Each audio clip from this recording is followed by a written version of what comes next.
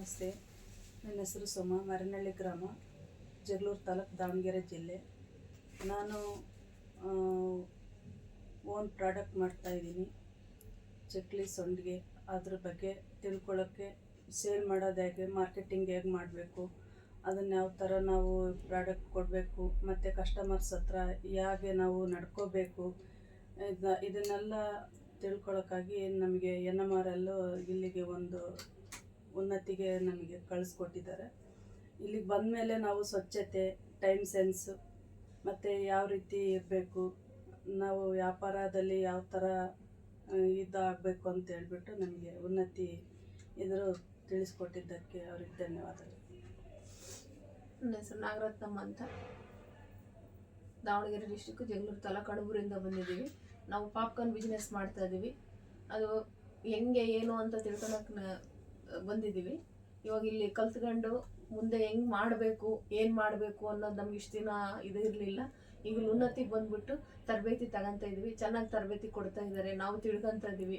ಒಂದು ಬ್ಯಾಂಕ್ದಾಗಲಿ, ಒಂದು ನಾವು ಬಿಸ್ನೆಸ್ ಮಾಡೋದಾಗಲಿ, ಎಲ್ಲದ್ರ ಬಗ್ಗೆನೂ ಮಾಹಿತಿ ಕೊಡ್ತಾ ಇದ್ದಾರೆ. ನಾವು ತಿಳ್ಕೊಂಡು ಮುಂದೆ ನಾವು ಅದೇ ಥರನೇ ಮಾಡ್ಕೊಂಡು ಹೋಗ್ಬೇಕು ಅಂತ ನಾವು ಕಲಿತಾ ಇದ್ದೀವಿ. ನನ್ನ ಹೆಸರು ಸುಮಲತಾ ಅಂತ, ಕುಣಿಗಲ್ಲಿಂದ ಬಂದಿದ್ದೀನಿ. ನಾನು ರಶ್ಮಿ ಹೋಮ್ ಪ್ರಾಡಕ್ಟ್ ಅಂತ ಶುರು ಮಾಡಿದ್ದೀನಿ. ಸಾಂಬಾರು ಪೌಡರ್, ವಾಂಗಿಬಾತ್, ಬಿಸಿಬೇಳೆಬಾತ್, ಪುಳಿಯೋಗರೆ, ಈ ಥರ ಎಲ್ಲ ರಸಂ ಪೌಡರ್ ಎಲ್ಲ ಐಟಮ್ಸ್ಗಳನ್ನ ಮಾಡ್ತಾಯಿದ್ದೀನಿ. ನಮಸ್ತೆ, ನನ್ನ ಹೆಸರು ಉಷಾ ಅಂತ, ತುಮಕೂರು ಡಿಸ್ಟಿಕ್, ತುರುವೇಕೆರೆ ತಾಲೂಕು, ತಂಡಗ ಗ್ರಾಮದಿಂದ ಬಂದಿದ್ದೀನಿ. ನಾನು ಸಹ ಸಾಂಬಾರು ಪುಡಿ, ಚಟ್ನಿ ಪುಡಿ, ಪುಳಿಯೋಗರೆ, ಬಿಸಿಬೇಳೆಬಾತ್ ಈ ರೀತಿ ಪದಾರ್ಥಗಳನ್ನ ತಯಾರು ಮಾಡಿಕೊಂಡು ಸ್ಥಳೀಯದಲ್ಲಿ ಮಾರಾಟ ಮಾಡ್ತಿದ್ದೆ. ಅದೇನಾಗಿದೆ, ನಮಗೆ ಸರ್ ಬಂದು ಇಲ್ಲಿ ಉನ್ನತಿಯಲ್ಲಿ ಟ್ರೈನಿಂಗ್ ಇದೆ, ನೀವು ಹೋಗಿ ಮುಂದೆ ನಿಮ್ಮ ವ್ಯಾಪಾರನ ಇಂಪ್ರೂವ್ ಮಾಡ್ಕೊಳ್ಳೋಕ್ಕೆ ತರಬೇತಿ ಕೊಡ್ತಾರೆ ಅಂತ ಹೇಳಿದ್ದಾರೆ. ಹಾಗಾಗಿ ಇಲ್ಲಿ ಬಂದ ಮೇಲೆ ನಮ್ಗೆ ಹಲವಾರು ರೀತಿಯ ಟಿಪ್ಸ್ ಸಿಕ್ಕಿದೆ.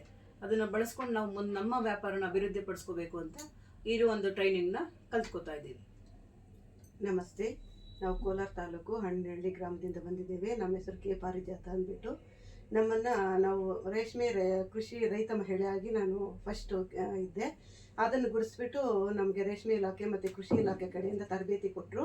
ಆ ತರಬೇತಿ ತಗೊಂಡು ರೇಷ್ಮೆ ಗೂಡಲ್ಲಿ ಯಾವ ರೀತಿ ಗಾರ್ಲೆನ್ಸು ಮತ್ತು ಬೊಕ್ಕೆಗಳು ಮಾಡೋದು ಅಂತ ತರಬೇತಿ ಕೊಟ್ಟರು.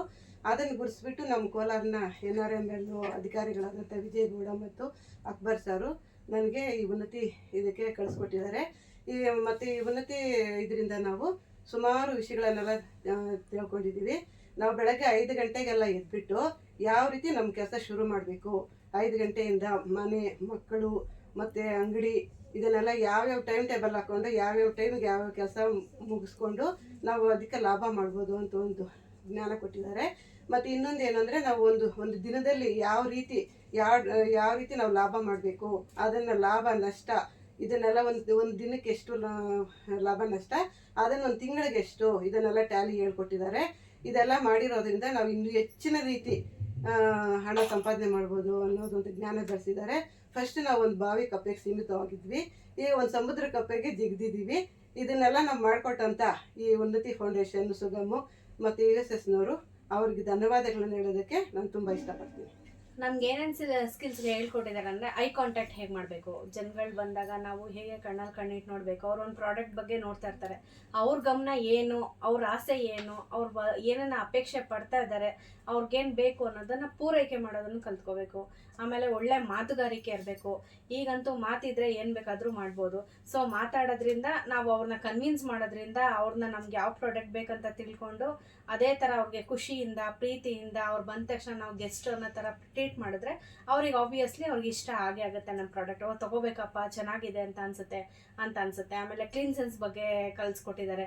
ನಾವು ಎಷ್ಟು ಕ್ಲೀನಾಗಿದ್ದ ತಕ್ಷಣ ಶುಚಿ ಇದ್ ಕಡೆ ರುಚಿ, ರುಚಿ ಇದ್ ಕಡೆ ಶುಚಿ ಅಂತ ಅನ್ನೋದಕ್ಕೋಸ್ಕರ ಅದು. ಆಮೇಲೆ ಡ್ರೆಸ್ಸಿಂಗ್ ಸೆನ್ಸ್ ಹೇಗೆ ಮಾಡ್ಕೋಬೇಕು, ಯಾವ ಥರ ನಮ್ಮ ಡ್ರೆಸ್ಸಿಂದ ಇನ್ನೊಬ್ರನ್ನ ಅಟ್ರಾಕ್ಟ್ ಮಾಡ್ಬೋದು, ಹೇಗೆಗೋ ಯಾವ್ಯಾವ ಥರನೋ ಬಟ್ಟೆ ಹಾಕೊಂಡು ಆ ಥರ ಎಲ್ಲ ಇತ್ತು ಅಂತಂದರೆ ಯಾರೂ ಇಷ್ಟಪಡಲ್ಲ. ಅಯ್ಯೋ ಇಲ್ಲಿ ಚೆನ್ನಾಗಿಲ್ಲಪ್ಪ ಅಂತ ಅಂದ್ಬಿಟ್ಟು ಬೇರೆ ಕಡೆ ಹೊರಟೋಗ್ತಾರೆ.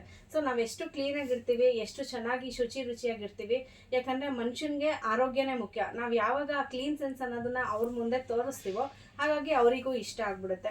ಹಾಗಾಗಿ ಬಂಡವಾಳ ಇರ್ಬೋದು, ಆದಾಯ ಇರ್ಬೋದು, ಖರ್ಚಿಗಿರ್ಬೋದು, ನಾವು ಹೇಗೆ ಅದನ್ನೆಲ್ಲ ರೆಕಾರ್ಡ್ಸ್ನೆಲ್ಲ ನಾವು ಮಾಡಬೇಕು, ಎಲ್ಲಿ ಬಂಡವಾಳ ಹಾಕಬೇಕು, ಯಾವ ರೀತಿ ತೆಗಿಬೇಕು, ಈ ಥರ ಎಲ್ಲಾದ್ರ ಬಗ್ಗೆನೂ ಕಲಿಸ್ಕೊಟ್ಟಿರೋದ್ರಿಂದ ನಮಗೆ ಇಲ್ಲಿಂದ ತುಂಬ ಸ್ಕಿಲ್ಸ್ಗಳನ್ನ ನಾವು ಕಲ್ತ್ಕೊಂಡು ನಾವು ಇಲ್ಲಿ ತನಕ ಬಂದಿದ್ದೀವಿ. ಆಮೇಲೆ ನಾವು ಇವಾಗ ಬಂದಿದ್ದೀವಿ ಕಲಿಯೋಕ್ಕೆ ಅಂತಂದರೆ, ನಮಗೆ ಫಸ್ಟ್ ಏನು ಗೊತ್ತಿರಲಿಲ್ಲ. ಬಿಸ್ನೆಸ್ ಹೆಂಗೆ ಮಾಡಬೇಕು, ಏನು ಮಾಡಬೇಕು, ಹೆಂಗ್ ರಾ ಮೆಟೀರಿಯಲ್ ತರೋದಾಗ್ಲಿ, ಒಂದು ಲೋನ್ ತಗೊಳೋದಾಗ್ಲಿ, ನಮಗೆ ಅದು ಯಾವುದು ಗೊತ್ತಿರಲಿಲ್ಲ. ಇವಾಗ ಇಲ್ಲಿ ಬಂದ್ಮೇಲೆ ಆದಷ್ಟು ಎಲ್ಲ ಕಲ್ತ್ಕೊಂಡಿದೀವಿ. ಇನ್ನ ಹೆಚ್ಚಾಗಿ ಕಲಿಬೇಕನ್ನೋ ಆಸಕ್ತಿ ನಮಗಿದೆ. ಇನ್ನ ಅದು ಅಲ್ಲದೆ ನಾವು ಅಲ್ಲೇ ಪದಾರ್ಥಗಳನ್ನ ಮಾರ್ಕೊಂಡು ಹತ್ತತ್ರದಲ್ಲೇ ಕೊಡ್ತಾರೆ, ನಮ್ಗೆ ವ್ಯಾಪಾರ ಆಗಲ್ಲ. ಇವತ್ತಿನ ಯುಗ ಬೆಳೆದಿದೆ, ಎಷ್ಟೋ ಜನ ಕೆಲಸಕ್ಕೆ ಹೋಗೋರು ಆನ್ಲೈನಲ್ಲಿ ತರಿಸ್ಕೊಳ್ಳೋ ಇರ್ತಾರೆ. ನಮಗದು ಅಭ್ಯಾಸ ಇರಲಿಲ್ಲ. ಈ ತರಗತಿಗೆ ಬಂದು ವಿದ್ಯೆ ಇರುತ್ತೋ ಇರಲ್ವೋ, ನಮ್ಮ ವಿದ್ಯೆಗೆ ತಕ್ಕಂತೆ ನೀವು ಇದನ್ನು ಕಲ್ತ್ಕೊಳ್ಳಿ, ಆನ್ಲೈನ್ ವ್ಯಾಪಾರ ಮಾಡ್ಬೋದು. ನಿಮ್ಮ ಮನೆಯಲ್ಲೇ ಕೂತು ಎಲ್ಲಿಂದ ಎಲ್ಲಿಗೆ ಬೇಕಾದ್ರೆ ಪದಾರ್ಥಗಳನ್ನ ಕಳಿಸ್ಬೋದು ಅನ್ನೋದೊಂದು ಟ್ರೈನಿಂಗು ಸಹ ನಮಗೆ ಕೊಟ್ಟಿದ್ದಾರೆ.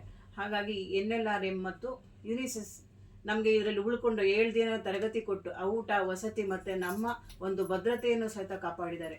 ಅವ್ರಿಗೆಲ್ಲರೂ ಹಾಗೂ ಉನ್ನತಿಗೂ ಸಹ ನನ್ನೆಲ್ಲರ ಪರವಾಗಿ ಧನ್ಯವಾದಗಳನ್ನ ಅರ್ಪಿಸೋಕೆ ನಾವು ಇಷ್ಟಪಡ್ತೀನಿ. ನಮ್ಮ ಸಂಘ ಸಂಸ್ಥೆಯಿಂದ ಮತ್ತೆ NRLM ಇಂದ ಬಂದಿದೀವಿ. ಸೊ ನಮ್ ಕಳಿಸ್ಕೊಟ್ಟು ಇಲ್ಲೊಂದು ಉನ್ನತಿ ಇದೆ, ಈ ತರ ನೀವು ಹೋದ್ರೆ ನಿಮ್ಮ ಗ್ರೋತ್ನ ನೀವು ಚೆನ್ನಾಗಿ ಆಗ್ಬೋದು ಅನ್ನೋದಕ್ಕೋಸ್ಕರ ಈ ಒಳ್ಳೆ ಪ್ಲಾಟ್ಫಾರ್ಮ್ನ ನಮಗೆ ಕಲ್ಪಿಸ್ಕೊಟ್ಟಿರೋದಕ್ಕೆ ಅವರಿಗೆ ಮತ್ತೆ ಉನ್ನತಿ ತಂಡದಕ್ಕೆ, ಉನ್ನತಿ ಸಂಸ್ಥಾಪಕರಿಗೆ ಮತ್ತೆ ಎಲ್ಲ ನಮಗೆ ತಿಳಿಸ್ಕೊಟ್ಟಿರೋಂಥ ಅಧ್ಯಾಪಕರಿಗೆ ಮತ್ತೆ ಯುನಿಸೆಸ್ ಅವರು ನಮಗೆ ಊಟ, ವಸತಿ ಇರೋದಕ್ಕೆ, ಹೆಣ್ಮಕ್ಳು ಇರೋದಕ್ಕೆ ಸೇಫ್ಟಿ ಆಗಿರಬೇಕು ಅನ್ನೋದಕ್ಕೆ ಹಾಸ್ಟೆಲ್ ಆಗಲಿ, ಕಾಫಿ ಟೀ ಆಗಲಿ ಪ್ರತಿ ಒಂದೂ ನಮ್ಮದು 1 ವಾರದ ಜವಾಬ್ದಾರಿನ ಅವರು ಸ್ವಂತ ಅವ್ರ ಮಕ್ಕಳ ಥರ ತಗೊಂಡು ನಮ್ಮನ್ನ ಇಲ್ಲಿ ತನಕ ತಂದಿದ್ದಾರೆ. ಸೊ ನಮಗೆ ಯುನಿಸೆಸ್ ಕಡೆಯಿಂದ ತುಂಬ ಧನ್ಯವಾದಗಳು.